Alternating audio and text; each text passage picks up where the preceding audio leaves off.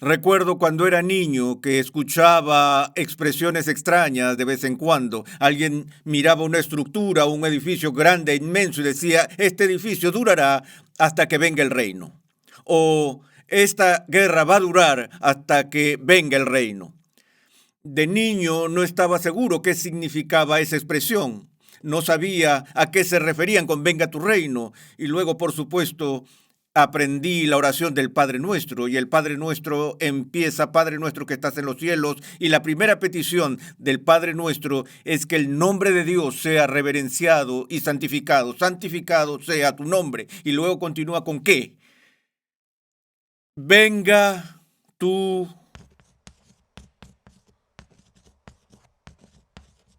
reino. Hágase tu voluntad, así en la tierra como en el cielo. Ahora, eso indica que el reino de Dios ya se manifiesta y está presente claramente en el cielo. La voluntad de Dios se hace a cada momento en el cielo. Los ángeles que rodean el trono de Dios y los santos que partieron y que están en su presencia no participan en la desobediencia ni en el pecado. Lo que sea que Dios declare, cualquiera sea su voluntad, es realizada por aquellos que están en su presencia. Pero en este mundo, en este momento, no es así. Y he dicho anteriormente que creo que existe una correlación entre estas directrices que Jesús da y que él inicia con la declaración santificado sea tu nombre, porque no creo que el reino de Dios vaya a venir a la tierra y que la voluntad de Dios será hecha a menos o hasta que la gente empiece a considerar el nombre de Dios como santo. Pero en todo caso, esto debe ser una prioridad de la oración del pueblo de Dios, que oremos por la venida del reino. Bueno, eso plantea de inmediato la pregunta, ¿es el reino por el cual estamos orando algo que no se manifestará hasta el futuro lejano? ¿O hay algún sentido en que ese reino ya ha empezado a manifestarse? Y ese es un tema férreo de debate en la comunidad religiosa. En primer lugar, cuando vemos este concepto del reino de Dios, encontramos que es un concepto que es de vital importancia para las Escrituras. John Bright, el gran estudioso y arqueólogo del Antiguo Testamento y colega de William Foxwell Albright, en su libro El reino de Dios dijo que el único tema unificador que une toda la Biblia desde el Antiguo Testamento hasta el Nuevo Testamento es el tema del reino de Dios.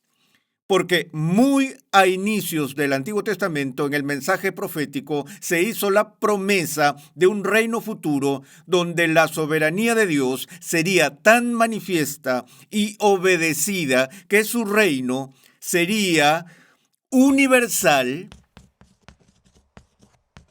y eterno. Ahora, esto no negó en las primeras etapas del Antiguo Testamento que Dios reina soberanamente sobre todo el universo en este momento. En un sentido, el Señor Dios omnipotente reina desde el momento en que Él crea. Él es ciertamente el Señor sobre todo. Pero esa no es la idea que vemos aquí del reino de Dios, donde estamos hablando de la sumisión voluntaria de la criatura al señorío de Dios. Porque el reino de este mundo, del cual Dios es Señor desde el mismo momento de la creación, es uno que está esencialmente en rebelión contra su rey. Entonces, la promesa del reino en el Antiguo Testamento era una promesa que sería universal y sería eterna. Cuando digo universal, no es que todos serían creyentes o que todos serían redimidos, sino que todos obedecerían. Algunos obedecerían de buena gana y se arrodillarían producto de un genuino y sincero sentido de lealtad y devoción. Y aquellos que fueran hostiles se les quebrarían las rodillas con una barra de hierro y se arrodillarían de todos modos, no porque quisieran, sino porque se les obligaría a someterse. Y así la promesa se transmitió por medio de las Escrituras que llegaría el día en que la gente de todas las naciones se someterían al Rey ungido de Dios. Y todo esto estaba vinculado a la promesa del Mesías que vendría. El Mesías sería el que traería el reino de Dios a la tierra. Él sería el rey ungido del Señor. Y aquí estamos hablando no del reino del Logos, la segunda persona de la Trinidad, sino del reino de Cristo, que es el reino del Mesías terrenal, quien es la encarnación del Logos divino. Ahora, es importante que en el Nuevo Testamento algunas veces los escritores hablan del reino de Dios y otras veces la referencia es al reino de los cielos. Y principalmente la frase reino de los cielos se encuentra en el Evangelio de Mateo, mientras que los otros escritores de los Evangelios, en especial Lucas, se refieren al reino como el reino de Dios. Y algunos han argumentado que están hablando de dos cosas distintas. Una es este reinado de Dios y la otra es un reinado celestial. Pero si hay un consenso aquí entre los estudiosos del Nuevo Testamento sería que la única diferencia es una diferencia en el lenguaje, porque Mateo estaba escribiendo como judío a una audiencia judía, quienes eran tan protectores del nombre sagrado de Dios que usaban lo que se conocía como perífrasis. Y la perífrasis era un intento de usar un término como sustituto de otro término en lugar de decir el otro término directamente. La perífrasis, P-R-I-F-R-A-S, etcétera, es el sinónimo de circunloquio. Circun sabemos lo que significa. Circun significa dar vueltas. Bueno, y también peri es el mismo prefijo.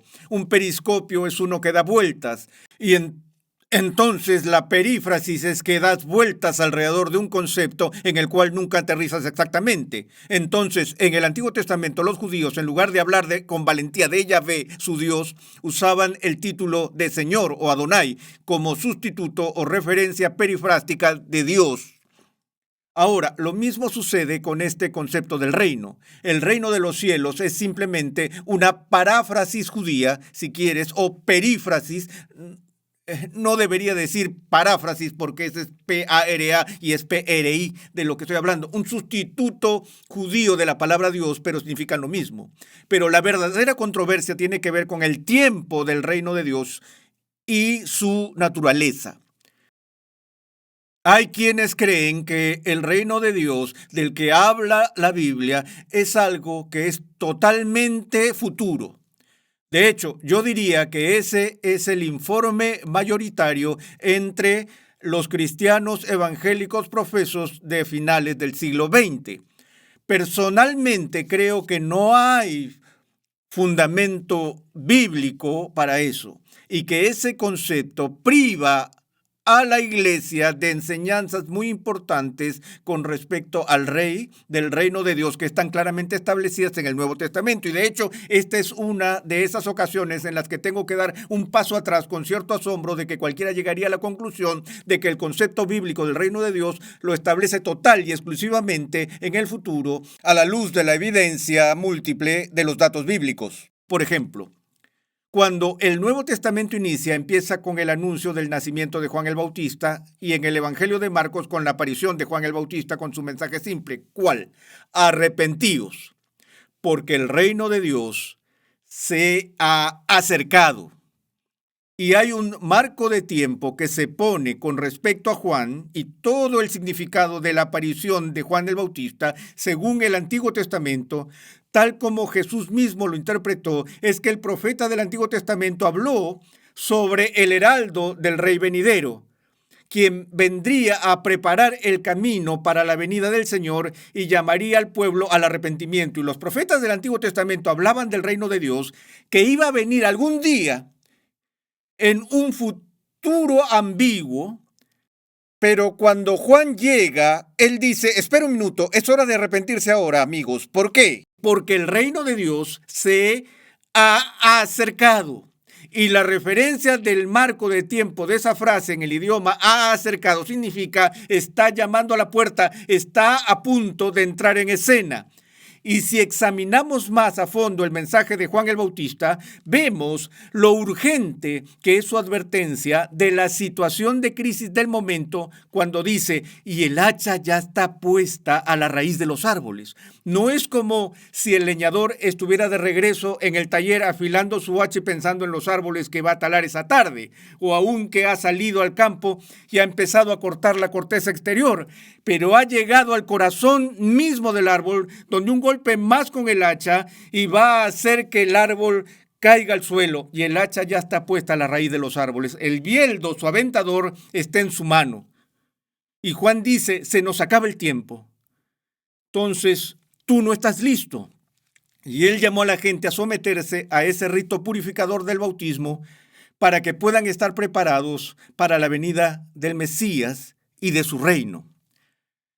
Entonces Cristo llega a la escena poco tiempo después y adopta el mismo mensaje y le dice al pueblo, arrepentíos, porque el reino de Dios se ha acercado. Y luego tenemos las distinciones que se hacen en el Nuevo Testamento entre el comportamiento de Juan el Bautista y el comportamiento de Jesús.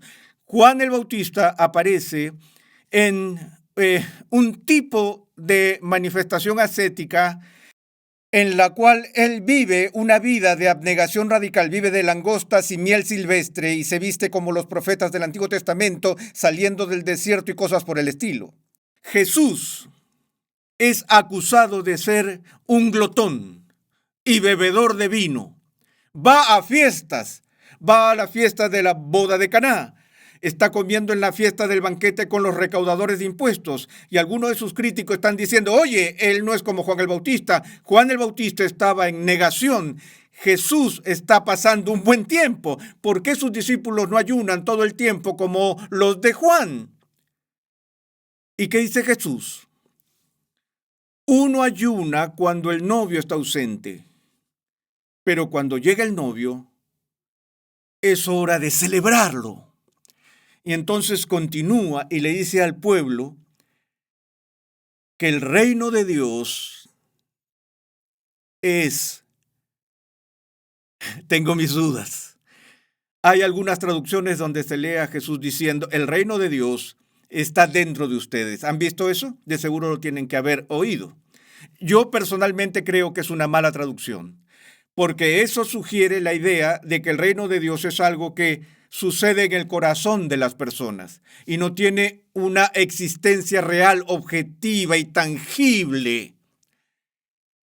Bueno, la palabra que se usa allí en ese texto se traduce con más frecuencia, en vez de dentro, se traduce con la palabra entre.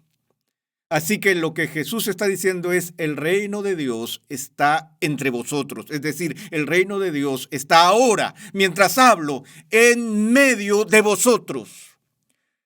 ¿Por qué diría eso? Bueno, porque el rey estaba allí. El rey estaba en medio del pueblo. Y luego dice, pero si yo por el dedo de Dios echo fuera a los demonios, ¿entonces qué? El reino de Dios ha venido a vosotros. Entonces, primero tenemos a Juan con su mensaje de advertencia de la cercanía radical de la llegada del reino. Jesús llegando ahora, anunciando la presencia del reino. Y luego, por supuesto, como ya hemos visto en nuestro estudio de Cristología, la cúspide de la obra redentora de Jesús se encuentra hasta ahora en su ascensión, cuando deja este mundo para ir a su coronación, donde en ese momento Dios lo declara rey. Ahora, volvamos a la última pregunta que los discípulos le hicieron a Jesús antes de que él partiera de este mundo. Y a menudo les he dicho a mis alumnos del seminario, si estuvieran en una habitación con Jesús y tuvieran la oportunidad de hacerle una pregunta, ¿cuál sería? Una pregunta interesante para pensar. Bueno, llegó ese momento, luego de que los discípulos de Jesús habían estado haciendo miles de preguntas durante el principio de su ministerio, tenían la oportunidad de la última pregunta. ¿Cuál fue? Mientras él estaba allí listo para partir en el monte de la Ascensión, en el monte de los Olivos, le dijeron a Jesús, Señor, ¿restaurarás en este tiempo el reino a Israel?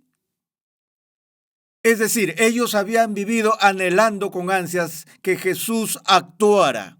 Él es el reino está entre nosotros.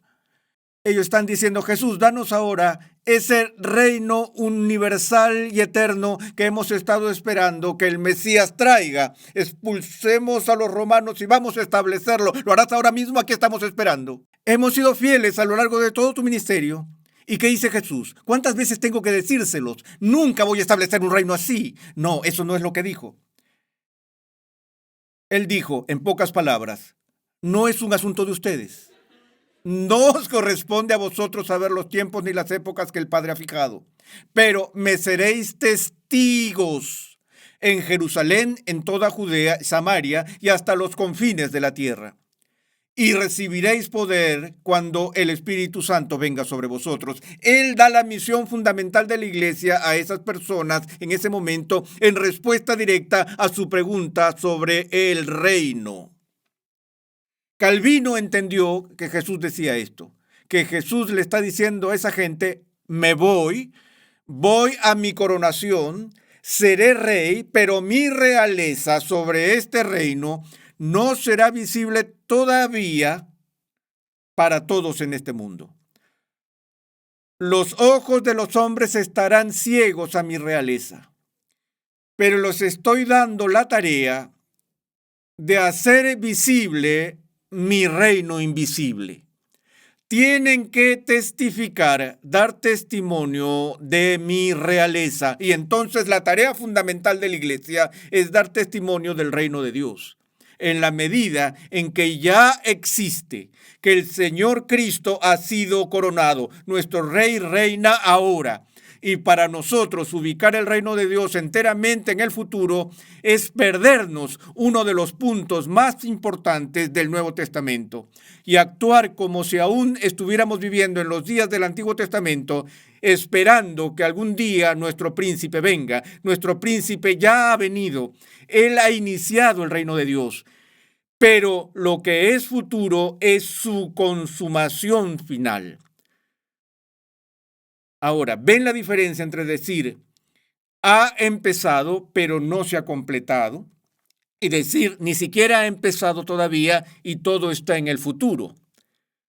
Ahora, si vemos otra vez la enseñanza de Jesús en el Nuevo Testamento, sabemos que uno de sus métodos favoritos de comunicación pedagógicamente era el uso de la parábola. Y si solo estudias las parábolas de Jesús en el Nuevo Testamento, verás que el tema número uno, no el único tema, sino el tema número uno, que Jesús enseña en las parábolas es el reino de Dios. ¿Cuántas de las parábolas empiezan con estas palabras? El reino de Dios es como esto o es como eso. Y uno de los conceptos que aparece en la enseñanza de las parábolas de Jesús es el carácter progresivo del reino. Que el reino es algo, según Jesús, que comienza muy reducido, pero luego con el tiempo empieza a expandirse, a agrandarse, a crecer, hasta que abarca todas las cosas. ¿Cuáles son algunas de las ilustraciones que usa o analogías? El reino de Dios es semejante a un grano de mostaza, la semilla más pequeña. La plantan y con esa semilla diminuta crece este árbol inmenso. El reino de Dios es semejante a la mujer con su levadura, que pone un poco de levadura y la harina crece y se expande y se agranda para llenar todo este espacio. En el Antiguo Testamento, la predicción era que el reino mesiánico sería una piedra cortada sin manos, que se convertiría en una gran montaña.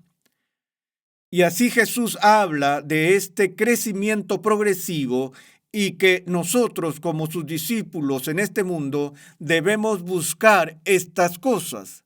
De nuevo, la prioridad de la vida cristiana, según Jesús, es ¿qué cosa? Buscad primero el reino de Dios y su justicia, y todas estas cosas os serán añadidas.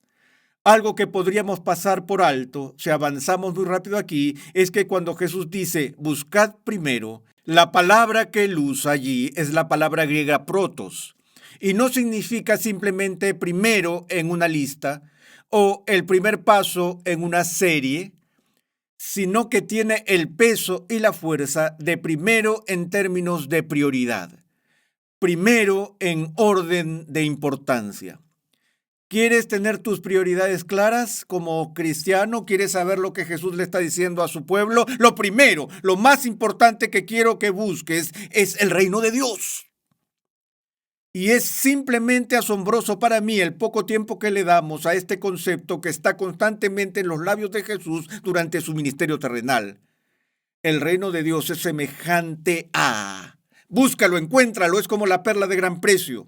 De modo que aún ahora, como aquellos que son el pueblo de Cristo, que han descubierto la realidad de su reino, que han dado su lealtad a Cristo como su rey, quien reina ahora mismo como el Cordero que es digno de recibir el reino de Dios.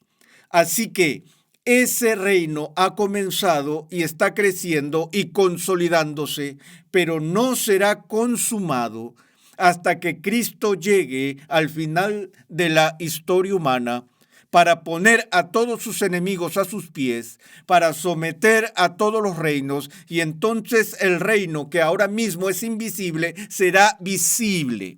Pero una vez más, el punto de Calvino, cuando dijo que es tarea de la iglesia visible, hacer visible el reino invisible, no significa que debido a que el reino es invisible, entonces es irreal. Es muy real. Y luego, la consumación final que veremos más adelante implica la venida de la nueva Jerusalén, el nuevo cielo, la tierra nueva, la renovación completa del orden creado tal como lo conocemos, donde Cristo establecerá su reino en toda su gloria y manifestación, y ese reino continuará para siempre.